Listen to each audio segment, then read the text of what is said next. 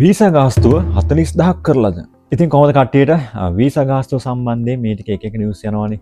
ඉතින් මෙච්චර ගාණකින් වැඩි වෙනවා මේ ගාණකින් වැඩි කරන්න යන්නේ කිය දැන් එක එක රටවල් වල කන්ටෙන්ට් ක්‍රියේටර්ස්ලා වීඩියෝස් කරනවා. ඉතින් මේකත් ඒ වගේ එකක් මේ මට කීව දෙනෙක් අහලා තිබ්බා මේක ඇත්තද කියලා.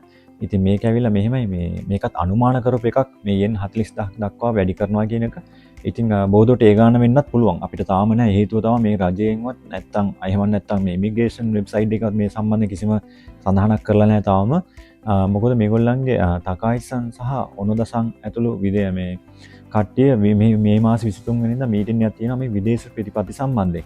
ඉතින් බොහෝ දුරට මෙන්න මේකෙන් පස්සේ අපිට මේ හෝඩුවාවක් ලැබෙයි මේ සම්බන්ධව වීසා ගාස් සම්බන්ධ සහ අනිකුත් වීසා වලට මොකද වෙන්නේ කියන එක. ඉතින් එතකල් අපි බලාගෙනමු ඊට පස්සේ එතනින් මොකක් හරි අප්ඩේට් එකක් ආවත් පුළුවන් ඊළඟ වීඩියෝ එකක් දෙන්න.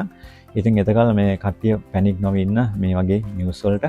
එහෙනම් හැමෝටම ජය වේවා.